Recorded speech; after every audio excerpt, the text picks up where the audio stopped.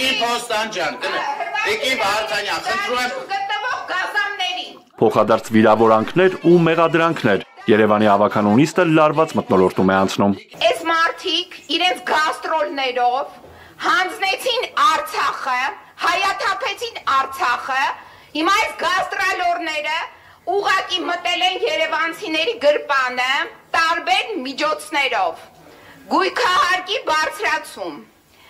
հանրային տրանսպորտի գումարի բարձրացում, աղբահանության բարձրացում։ Ամեն դեպքում ես ուզում եմ խոստովանել, որ Տիկին Փոստան ջան առանց ձեզ շատ տխուր էր, լավ է որ գալիս եք մասնակցում եք։ Ավականին որոշ խմբերի համար աղբահանության վճարների արտոնություններ սահմանեց։ Տարեվերջին ընդունված որոշմամբ աղբահանության վճարը հաշվարկվում է ոչ թե ըստ շնչի, այլ քառակուսի մետրի, 1 քառակուսի մետրի համար 13 դրամ։ Նախկինում քաղաքացիները վճարում էին անձի համար։ Ըստ սահմանված արտոնությունների աղբի համար չեն վճարի մարտական գործողությունների ժամանակ զոհված, գերեվարված, անհետ կորած անձանց ընտանիքի անդամները, երեխաները, ծնողները եւ ամուսինը։ Չեն վճարի նաեւ ռազմական գործողությունների ժամանակ առաջին կամ երկրորդ խմբի հաշմանդամություն ձեռք բերած զինծառայողները։ Մյուս կետը դա ամսական մինչև 10 կիլովատ էլեկտրաէներգիա, այսպես կոչված փակ դռներ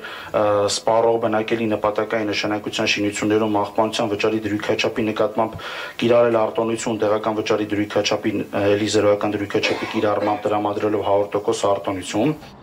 50% արտոնություն կա նաև բազմաբնակարան շենքերի բնակարանների ընդհանուր մակերեսի 65 քառակուսի մետրը գերազանցող յուրաքանչյուր քառակուսի մետր մակերեսի համար, իսկ անհատական բնակելի տների համար 75 քառակուսի մետրը գերազանցող յուրաքանչյուր մակերեսի համար արտոնության դրույքաչափն այս դեպքում 75% է։ Ինչու է քաղաքային իշխանությունը նախ այսպիսի որոշումներ ընդունում, հետո արտոնություն սահմանում կամ փոփոխություն անում, ասում են ընդդիմադիրները։ Աղբանությունն է, բերել եք դուք ինչ-որ մի բան ու սկսում եք ասել էսի սխալ են կարեցի, ճիշտ են կարեցի, սխալ են կարեցի, հետո Սա էլ որ երրորդ անգամ քաղաքացիական պայմանագիրը բերում է նախագիծ, որը ըստ էության ապացույց է այն բանի, որ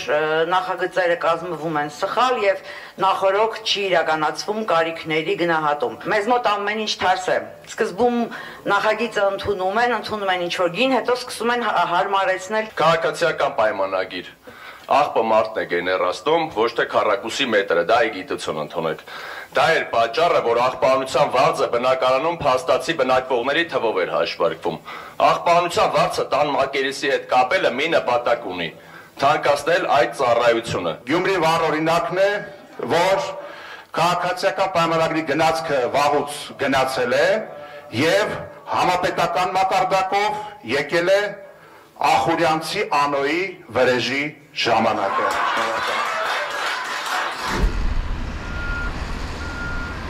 Ավականու ընդդիմադիր անդամների պնդմամբ իշխանությունը թանկացնում է աղբահանության վճարը, բայց տարիներ շարունակ չի կարողանում լուծել Նուբարաշենի աղբավայրը փակելու եւ աղբի վերամշակման հարցը։ Ավինյանը չգիտի, թե երբ կփակվի Նուբարաշենի աղբավայրը եւ երբ կկառուցվի նորը, ասում է 3 ծրագիր կա։ Մեկը համաշխարհային բանկի հետ է ծրագիրը եւ եւս մի հրավեր ստացել ենք Սոֆիայում մասնակցելու այնտեղ անցկացվող գիտաժողովին, որը նվիրված է հենց կոնկրետ աղբի վերամշակման թեմային։ Ունենք երկրորդ ծրագիրը, որը որ վզեբի հետ է որոշակի աշխատանքներ նախկինում տարվել, շատ երկար ժամանակ, մի 10 տարուց ավել, եւ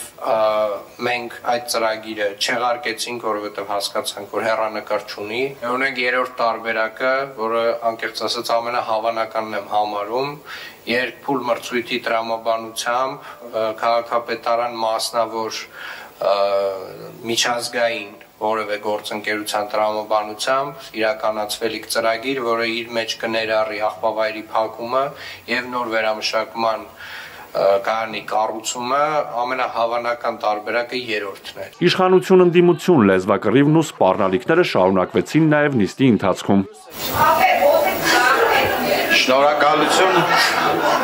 Տիկին Փոստան։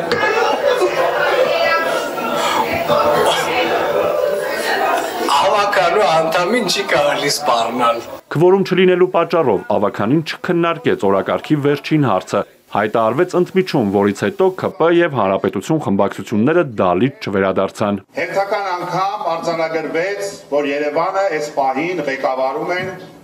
երկչոտ եւ անպատասխանատու մարդիկ,